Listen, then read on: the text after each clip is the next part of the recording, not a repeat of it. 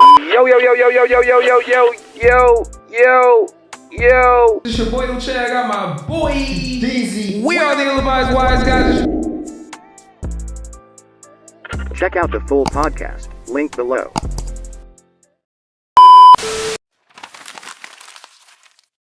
Yo, yo, yo, yo, yo, yo, yo, yo, yo, yo, yo, yo, yo, yo. We are the ill-advised wise guys. It's your boy Uche. I got my boy Q Deezy for Sheezy.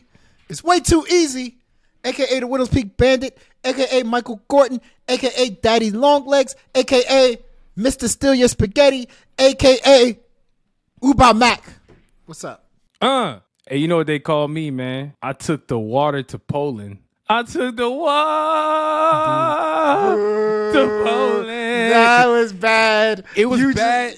It was See, bad. I didn't want to say walk though. I didn't want to say walk. Like I'm not a drug addict, okay? Damn. See, if I said walk, the kids would feel me. You see, that's the problem with y'all, man. Hey, say nothing at all. All right, I'm done. All right, that was bad. Anyway, this is episode 32. Shout out to y'all for pulling up on us, man. Pulling up on the gang. So if you're part of the Wise Gang already, we appreciate you. If you're not, stay a little while. You know, get your beer, get your wok, get your water, do whatever you need to do, but to be entertained, because we about to come with it on this episode, man. We coming with it. Ain't that right, Q? Yeah, man. I got my walk right here, bro. What's up? Right here. This is Waukesha. Say hello to man. Waukesha in my Washington Wizards cup. It's like, nah, this is green tea, brother. You might need a better cup, though. I feel like anything out of a Wizards cup has to be bad. Team is not good, therefore the drink has to be bad. Let's jump into the announcement before we get into the show. As always, hit that Zero Skips playlist in the description. It features a lot of up-and-coming artists, some that you may know, but a lot that you probably won't know. Music by up-and-coming talent that I think you guys will be pleasantly surprised by. So make sure you guys hit the link in our bio. We added a few new songs this week, so hit that on Spotify, man. Let's get it going. Next, it came to my attention that a lot of you guys may not even really understand that we drop clips every week on our YouTube channel from this episode and all of our podcast episodes. So if you're somebody who wants to see our face, if you're somebody who likes to get clips of the episode and you can't stick around for the whole one, make sure you guys go on our YouTube, aka link in bio on every platform.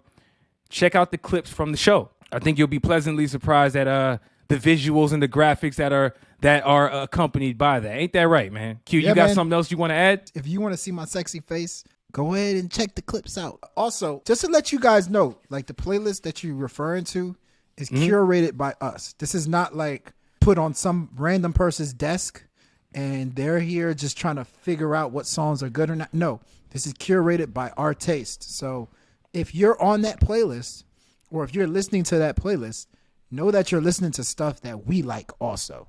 Just wanted to add that. That was a much better point than talking about your looks. I just wanted to throw that out there. But I'm sexy. Jeez. Ratings Game Music, RGM. We got all the good album reviews, song reviews. Lil Baby, we got a review of Lil Baby's new album, It's Only Me. I'll give you my thoughts about that real soon here. We got a new song by Juice WRLD and Marshmello.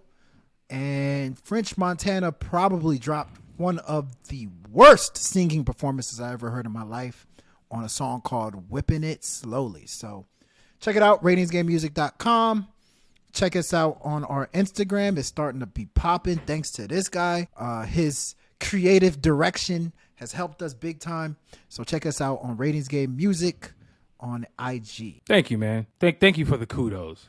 Now go run me my check.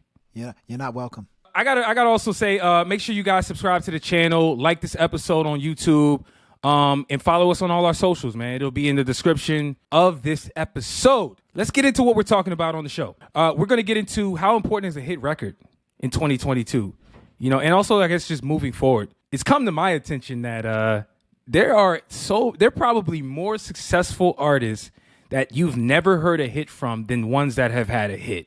And I think people don't quite understand that. So when these up-and-coming artists and everybody's chasing a hit, it's like, do you really even need that these days? We're going to get into that conversation in a little bit. Then we're going to talk about our artists too competitive. Man, we've seen almost every week now twice a week, damn near. Artists are going back and forth, arguing. You know what I'm saying? Saying I'm better than you. I write better than you, trying to discredit each other. More recently, we see Nicki Minaj and Latto go back and forth over Grammy nominations, I believe, but who the hell really knows? We're going to get into that discussion because I think there are some things that, number one, clearly we can add to the convo, but I think, does it really need to be as competitive as it comes across? Or can people just coexist like all these other genres, you know, kind of do? I got some ish to get off my chest, man. Listen, Lil Baby, the biggest baby, there's a lot of them, but I believe he's the most popular baby, just dropped a new album called It's Only Me. Man, it was a long-awaited album. It was one that I think a lot of people, whether you're pro Lil Baby or not, were waiting for to see what he's going to do since his last album he dropped, what was it, 2019, called My Turn. And Q, I want to kick this off because I think you probably owe Lil Baby and myself an apology. What? I owe nobody an apology. What did I say? Okay, you know what you said. Regurgitate what I said. We've had heated discussions going to New York about Lil Baby. Yep. We've had discussions on Beers and Bars podcast. We've had discussions on here. So, like, what comment or what main thing did I say? What I remember you saying was that Lil Baby is overrated. Because this was in response to me saying, I believe Lil Baby has a chance to really run the game, the rap game, if you will, for another 2 to 3 years. This was last year I said this. If he drops a very good album and does what I believe he's going to do, I think he can do it. But I just think you were very negative, man. You were like, I don't think he can do it. You said he's overrated. I'm paraphrasing, but that was essentially the overarching argument you were making. To that, you say what? I see where you're coming from. That wasn't me. It wasn't me. Oh, boy. Here we go. The word overrated. A lot of people misinterpret what overrated means. A lot of people think overrated means the person's bad. It doesn't necessarily mean the person's bad. What it means is the person's probably getting more praise and recognition than they do deserve. So I did feel at a time Lil Baby was being put on a pedestal, that he was the greatest thing since sliced bread. But I was like, he's good, but I don't think he's that great. Like, we're talking, people were saying that he's the best rapper in the game. Like this knucklehead said he's going to be here for 5 years. That's how long his run. Hey, right? Watch your mouth. Watch your mouth, man. I didn't say 5 years. I said 2 to 3. Be accurate, my G. I like Lil Baby. I think Lil Baby, there's some good traits, but to call him the best rapper in the game, I was like, come on, hold your horses a little bit. So, you know, he dropped this album, It's Only Me. And the funny thing is, leading up to the album, he dropped a lot of bad singles. You know, I thought that Hey, that song, I was like, yo, that's actually his best single in like 2 years to me. There was reason to be a little pessimistic about Lil Baby and this album coming up. And you know, I was reading some of the tweets people were putting out, and they were like, yo, like, Lil Baby was being gassed up and he was not doing that well until the album came out. And I think personally the album is pretty damn good. He met the challenge. He delivered. But is this an album that I think solidifies him as the hottest rapper? Because that's what y'all were saying. He's the hottest rapper. And he might very well be. But will this album still solidify him as the hottest rapper in the game? I don't know. I wouldn't say he met expectations. I would say he silenced critics with it. In that sense, I will say I was wrong, kind of. I didn't expect him to even silence his critics with this album. He silenced his critics. Why was that so painful for you? Like, you were one of the critics, so he silenced you, apparently. I was. That's what it sounded like. You know how hard it is in 2022 to silence critics when expectations are placed upon you? Like, you know how easy it is these days to just go with the public groupthink and say something's bad before something drops, everyone's going to have these high expectations and then we're going to be disappointed.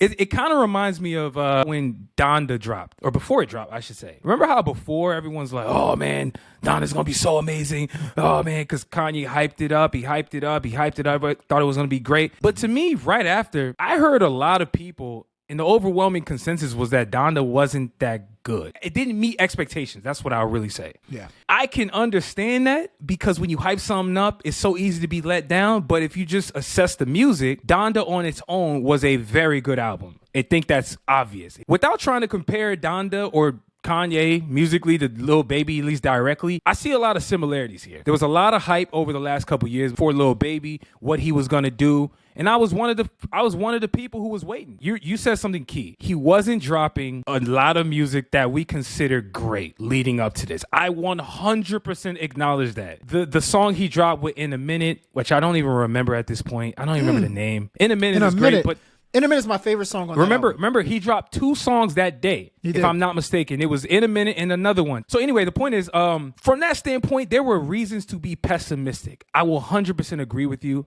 Leading up to the album dropping, I said the same thing. However, I just feel like Lil Baby rose to the occasion on this new album. I really feel that way. There were moments on this album that made me say, damn, like I think he really knows he's at the top right now, and he really met the performance criteria that is needed to speak from that standpoint. You know, the album starts off with Real Spill, and I just feel like, bro, he came out swinging. He came out swinging, dog. That song, that's when I knew I was in trouble. That's when I was like, oh.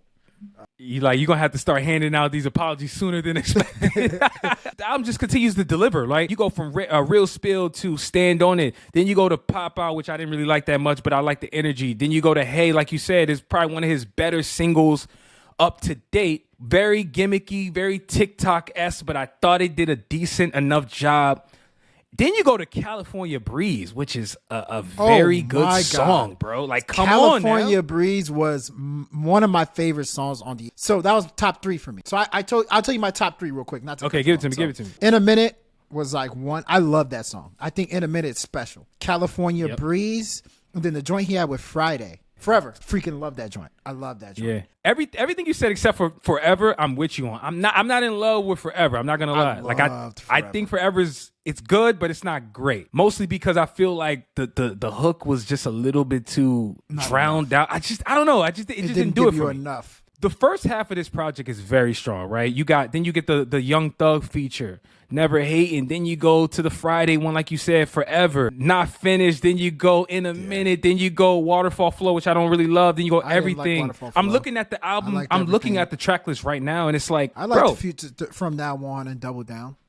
Double Down's damn good. Double Down is damn good. And so without trying to give like a full-blown review, because that's not really what this is about, I just feel like Lil Baby delivered. He met the criteria where we can actually sit on this album, in my opinion, for at least 6 months to a year and say, bro, he delivered. I didn't even mention one of my favorite songs on the album, because it's really because of the beat and it's Perfect Timing. Perfect Timing is a top 3 song for me on that album. And I also like California Breeze, and I'm with you on In a Minute too. So those are actually my top 3. The beats were great. Lil Baby, the rapping performances overall were great. The album kind of tailed off a little at the end, so I can't say it's an amazing album, but overall, solid to very good project from Lil Baby. But you see, I'll give you some pushback. I'm tired of y'all saying, and not necessarily you, but like people, look what we both agreed, right? Didn't quite meet expectations. He silenced critics and he met the criteria, but he didn't exceed expectations. That's what I'm looking for, right? Like, Beyonce exceeded expectations, with Lemonade, and even this last album. I think this last album went over people's head, so they don't appreciate it as much as they probably should. But she exceeded expectations.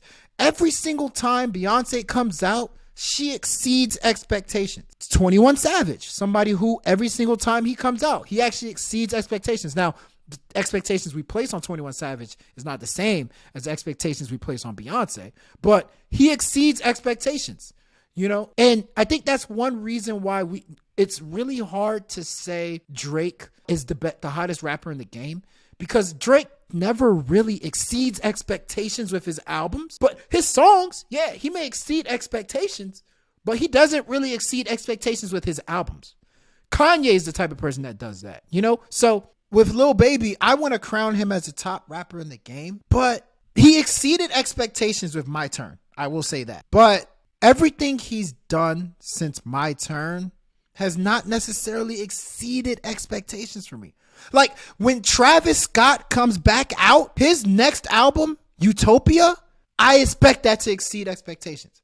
I expect to be blown away by Utopia, you know? And so that's the type of people that I want to crown as the hottest rappers in the game. People that exceed it. That's kind of the only thing I would say about Lil Baby. I'm not sure he is capable right now of exceeding expectations with this album, but I will say he delivered. It's a damn good album. His rapping on the album is fantastic. I have no problem about the album. I just have a problem where people place him sometimes. This is the last thing I'll say, because I'm with you on that point. The only other thing I will say about the other people that you would generally say exceed, what that points to is the innovation, the pushing the sound forward. Lil Baby is not somebody that, if you think Lil Baby is going to push the sound of hip hop forward, you're probably looking at the wrong guy, if we're being honest. But right? then, He's somebody who's capitalizing on the moment and what the sound is currently. The Travis Scotts of the world, like you said, the Kanyes, even the Kendricks, the people who are more like in tune and in depth with the music and trying to do something different. Those are the ones that's going to reset the groundwork, reset the framework of where rap is today, so that the Lil Babies are going to now have to adapt to. And yeah, they may rap their ass off over that new sound, but Lil Baby is not going to be somebody that's going to be pushing the sound forward, for being 100% honest. That's essentially what you're saying. I agree with that. Because, I mean, I think it's a fact. yeah. When I would talk about Lil Baby is that the sound that we're in right now, this whole trap infatuation that fans have right now, because to me, trap is like the most popular form of hip hop right now. Lil Baby is at the forefront of that. And so as long as trap stays as the most popular form of hip hop, Lil Baby's going to be there until somebody dethrones him. He's the hottest trap rapper. That sounds like I'm trying to diminish his accomplishments. I'm not, because trap rap is actually the most popular rap. So he's the hottest trap rapper. It's almost like, NBA, from an NBA sense,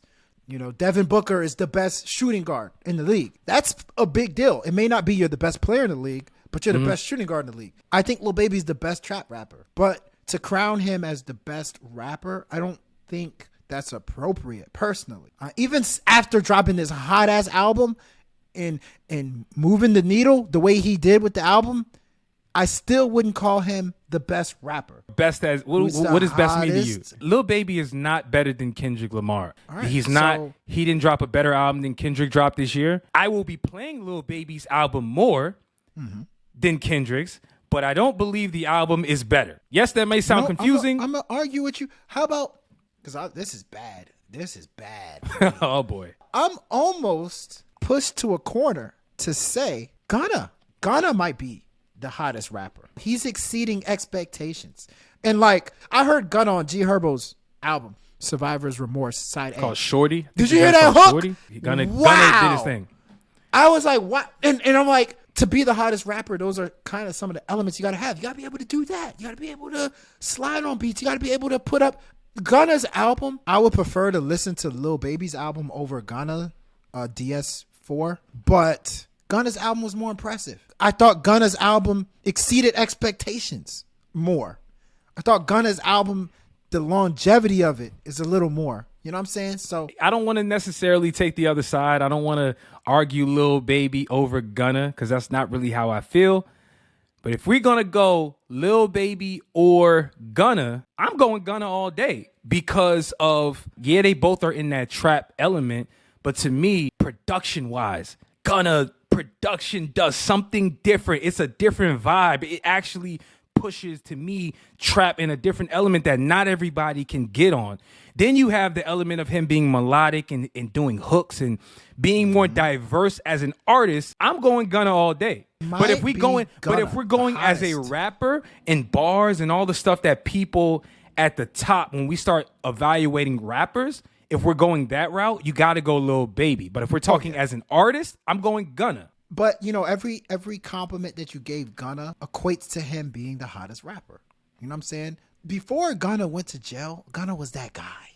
Gunna is right now, I personally think, the hottest rapper out. Lil Baby might be second, third, whatever the case may be, but respect and the level of appreciation that we put on Lil Baby's name, we gotta make sure we put it on Gunna's name also. 1000%, man. Let's keep it moving. I think that was a good combo. Yo, we want to know what you guys think before we move on. Did Lil Baby deliver on It's Only Me? Let's keep it pushing.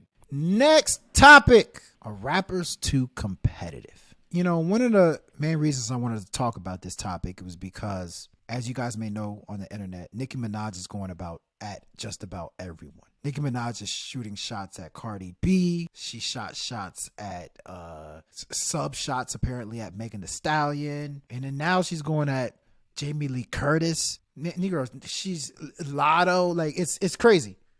So I feel like this is all just based on like the competitive juices that are flowing through her. Which, you know, Nicki Minaj came out. You know, she came up in that world, a very competitive rap world. That's what she knew. And I think she's transferring type of mentality to today. And a lot of these young rappers, if I were to guess, they're not on that. You know, a lot of these young rappers are on, you know, how can we get this money? How can we break bread together? Also, I've been meaning to talk about this for a while because one of the most interesting quotes that stood with me, Vince Staples said, why do we call, you know, the hip hop world like the hip hop game? Like, why is it considered a game? So to me, we never really got to tackle that element. And I think this is a good chance right now. So are rappers too competitive, man? Like, is the hip hop game just way too unnecessarily aggressive and competitive? Yo. Let's take a quick break from the show. Here's this episode's paid promoted snippet. Pink sky, blue moon, ice cold, too soon. My heart in two, caught me, you caught me straight through. Yeah. You caught me straight through. Yeah. You caught me straight through. Pick up where we started, where we left off. Said it's for the best, yeah, the best of. Gratitude is barely intercepted. Went through a lot, but I can't even regret this. You didn't check up till I got my checkup. Next up, bring my phone just like Vanessa. Daily pressure, not what you expected, but they still respect us. Barely made it through, but I keep my neck up. Pink sky, blue moon, ice cold, too soon, my heart. Hope you guys enjoyed that snippet. If you are an artist looking for promotion or more exposure for your music, make sure you hit our email, illadvisedwiseguys@gmail.com. Now let's get back to the show. I think rap is way too competitive. I think in order to contextualize and really try to understand the reasoning behind it and why, I think you got to go back of the history of rap. Battle rap. It starts from when hip hop was created. You got the DJs and the MCs going back and forth, right? Creating that dynamic between MC and MC, like who can rock the mic more, right? Like all the stuff that the old heads used to do. This is way before rap even imagined to become the global genre that it is. So I think that like at its essence and at its core, most rappers have that competitive aspect because of that reason. That's the fabric of what rap was built on, if we being 100% real, right? So I'm not sure if that will ever not exist. So I think to a certain degree, we kind of got to just accept the competitive aspect of it all. And I think it is good for competition. It's good in certain situations, but not in this case. When you start dealing with Nicki Minaj and to me, what she's kind of doing in the environment she's kind of created and how she keeps going at people. It's the Lattos, who's the more recent person, or like you said, Cardi B is her like forever op. They ain't never gonna squash. Like it's pretty obvious. That's her. They ops for life. And so like I'm not trying to say people can't be competitive and that they can't have ops, because I think it is natural. You're not going to like everybody. If we just get into the minds of, like, let's say a Nicki Minaj, for example, I do believe she has been so dominant as a female rapper in the game. I believe she could potentially be threatened by the influx of women rappers these days. You and I, we talked about this for a while now. Women are more popping than the dudes. So when you actually say that and you think that, of course, that's going to come with all these women who are in the game and getting a light in the media and just in the spotlight that Nicki Minaj never saw when she was coming up. When Nicki Minaj was popping, she got her look because she was standing next to initially Gucci, then it transferred to Wayne, and then like she was taken seriously because of the huge cosign that was Young Money Cash Money. And she just happened to be so phenomenal at rapping that she was able to have that longevity. But I think now that there's been so much of an influx of women in the game, I feel like she could potentially be threatened by it. I think Nicki just embodies that whole competitive aspect of rap, right? Like think about every criticism that she has for all of her ops, right? Whether it's the Lattos, because this is more recently. She always tries to discredit them for not writing their raps, right? It's like the most fundamental aspect of rap is to say, I write my own bars. Even more as a female, because it's been widely known that historically they get written for, right? And people just kind of accept it. So I do think that competition is good. I think it's needed. But I think in some cases like this, it can get a little out of control when you are so much of an old school competitive person in hip hop that I think it can be to your detriment. How many female rappers has she collaborated with that actually have bars? Like actually really can rap? Because what I can tell is typically she raps. She'll get on the song with people who are not people that you would say got bars and can really spit. You know what I'm saying? That's what I've noticed. And to me, I'm not sure if that's just her not wanting to give these other girls who can actually rap the light, right? It could be a little bit of that, but to me, that's where competition can kind of go the other way and can kind of be a detriment, though. I mean, what you think? Nicki came up in a generation where you had to like fight for everything. First and foremost, she was a woman rapper at a time where women rap was probably at its lowest. Because think about before Nicki Minaj, who was the popping women rappers? Remy Ma, Rod Digger. Like, I mean, obviously Lil Kim, which Nicki Minaj has beef with Lil Kim, right? Lil Kim paved the way. Bro, does Nicki like for anybody? Nicki Minaj. Yo, real talk, does she like Nicki anybody? likes JT. They like City Girls. They're all friends. She likes Coi Leray. And that one's hanging that by one's the balance. shaky too. But Nicki came up having a hustle for where she got to. She was in the most competitive group in hip hop, Young Money, which had Drake, Tyga, Lil Wayne, Jay Mills, for the people that are deep fans of theirs. You know, just a really competitive group. I don't know if she's capable of turning it off. From that point, I applaud her. But, you know, Nicki also needs to understand that a lot of these women rappers are actually, you're her idol. Latto said it, like, you paved the way for me. There's a thin line between being somebody who is hater and being somebody who, you know, is competitive. And I think that's the part that a lot of people struggle with. And so Nicki Minaj is like, dog, like, most of these women don't even want to fight. They don't want to fight you. Her competitive nature is what literally is driving all her beefs with these people. Because even Cardi B said it. Cardi B was like, I look up to you. Like, there would be no Cardi B without Nicki Minaj. But it's like, you can't just, you know, trash them on your way to your next single releasing. You know what I mean? But I just find it funny outside of Nicki Minaj and all the women rappers. I find it funny because there's so many in music today. There's so many subliminal shots that people send to others in the music. Like, you hear it. Like, for instance, Lil Baby, like we talked about earlier, he dropped a song. He's talking about Quavo. He's talking about, yo, I had your girl. I did this to your girl. I just wanted to swap it out. That's his words. I didn't say, hey, don't get mad at me. And then I'm listening to Quavo. Quavo and Takeoff, only built for Infinity Links. Quavo's like, you know, I created QC. There's no QC without me. And then there's little shots here and there at like Offset, obviously, and all these people. And it's like, to me, as a listener, it's kind of entertaining to listen to. At the same time, I'm like, would the hip hop world be better if we, you know, just got along more?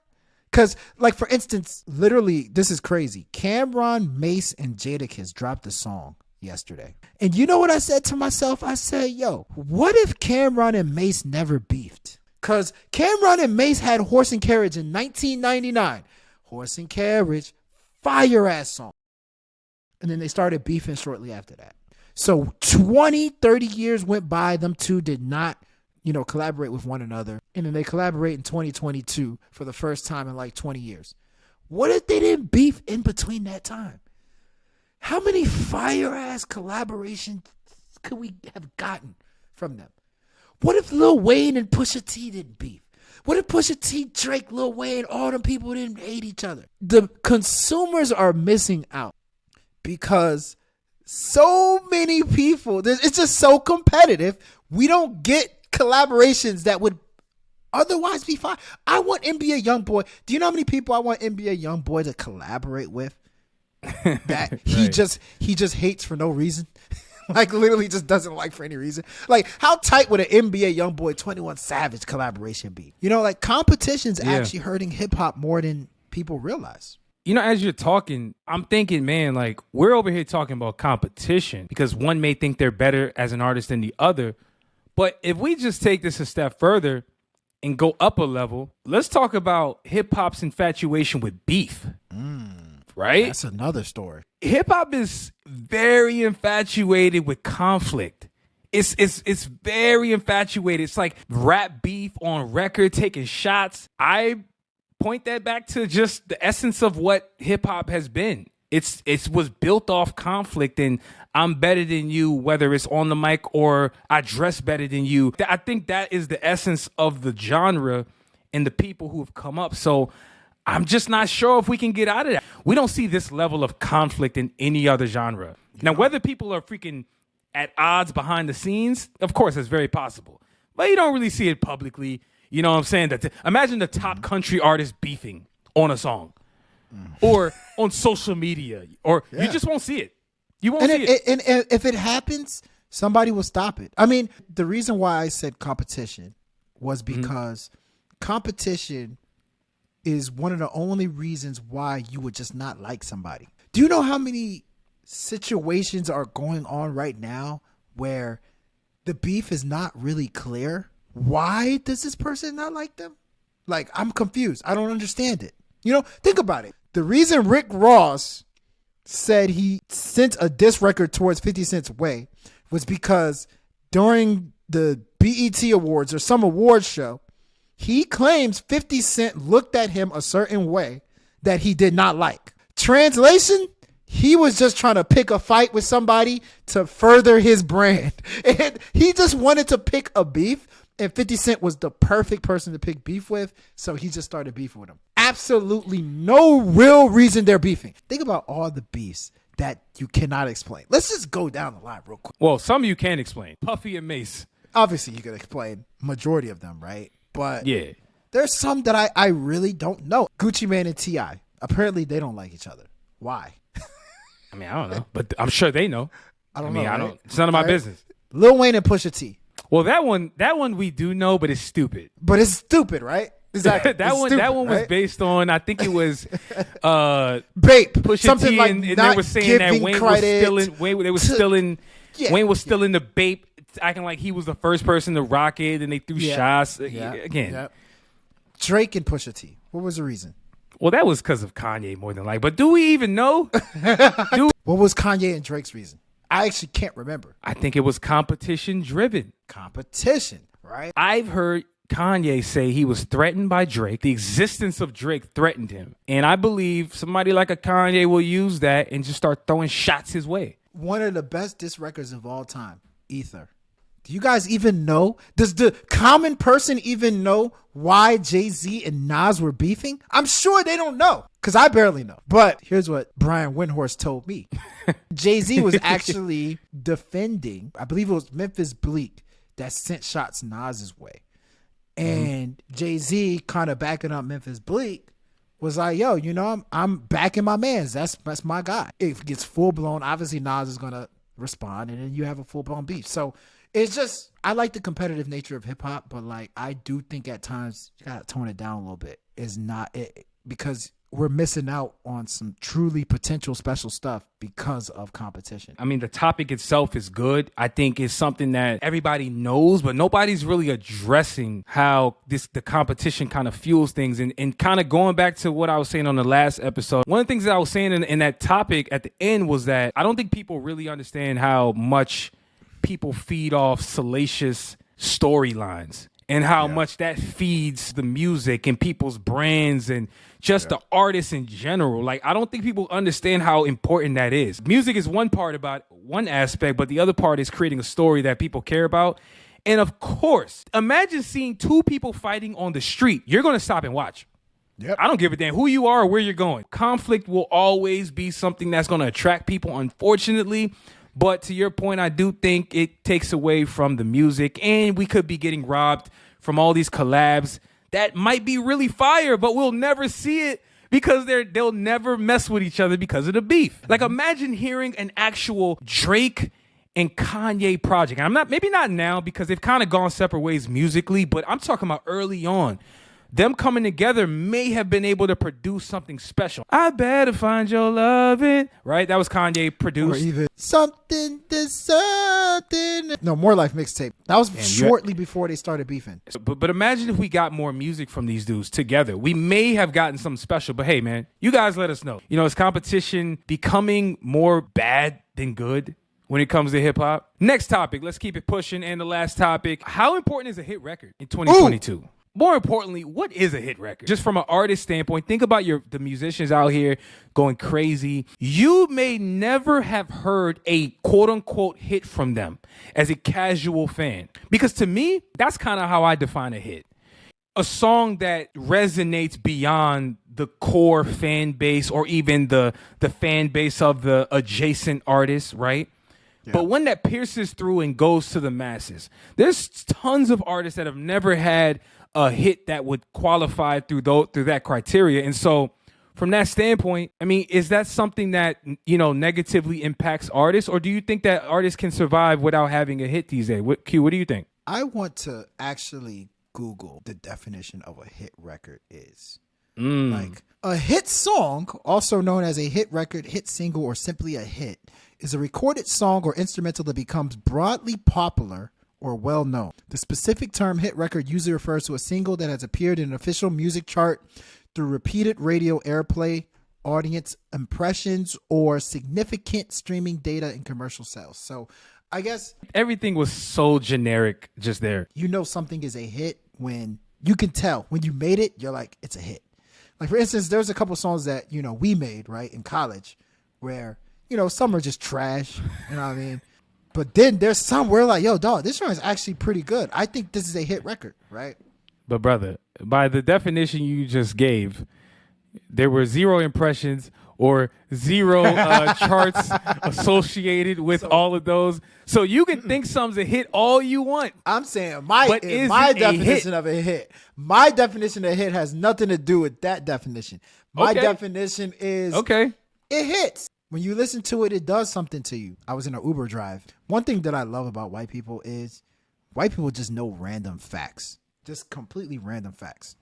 Like, white people would be like, hey, did you know that World Series games in the 40s were played at 3 a.m.? Like, they just tell you all kinds of random facts, right? Okay. So I was in an Uber ride, right? And I forgot why the conversation went to Michael Jackson, but he was like, did you know Quincy Jones? They knew that Thriller was going to be a hit album because during the making of the album, the studio caught on fire. You know, that's what pretty much the Uber driver told me. You can tell if something has the potential. I think that's what's missing in this definition. Does it have the potential of getting serious airplay?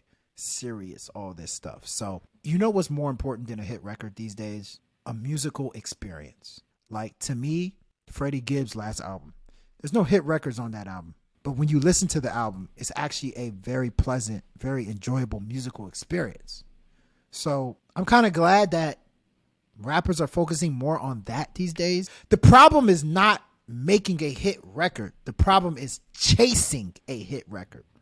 And I feel like back in the day, way too many artists were chasing hit records, which diluted the music that was being put out. So to me, I'm all about musical experience, man. Let's talk about how something sounds like a hit record. To me, even that's something that you really can't pinpoint, because you know how like rappers have historically been like, oh, I need a radio record. Yep. And there's a certain format to be having a radio record, whether it's getting a singer on the hook, maybe slow down your rapping, very similar to what Meek Mill does. Out of this generation, he's probably at the forefront to me of people who still have like standard radio songs, if that makes sense. Like the generation after him, aka the dudes in their 20s, they don't make songs like that. They just don't make music like that.